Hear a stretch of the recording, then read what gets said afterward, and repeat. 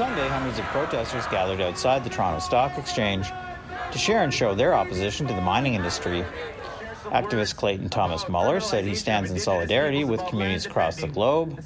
He said due to climate change, the province of Manitoba will soon become the biggest export terminal in the hemisphere.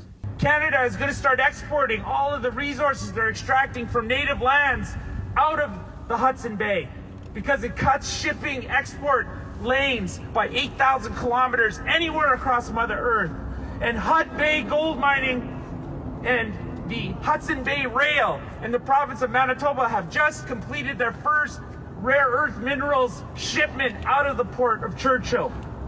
And Wapcanoe just announced last week that they're going to double rare earth mineral exports out of the port of Churchill.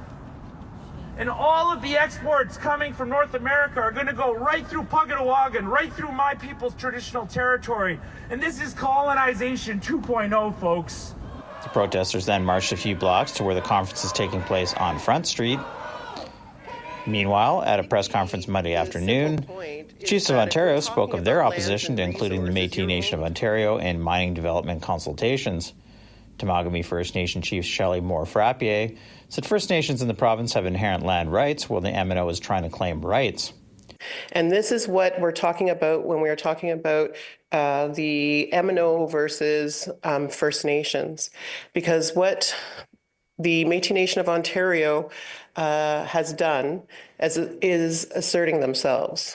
So we're talking about assertions versus rights, and that's a really important distinction. Jason Métis of the Waban Tribal Council was more blunt.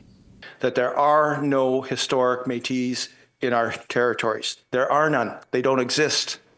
And yet, Ontario government insists, the Ontario government policy insists that we engage with them, that the industry engage with them. The mining conference wraps up on Wednesday. Fraser Needham, APTN National News, Ottawa.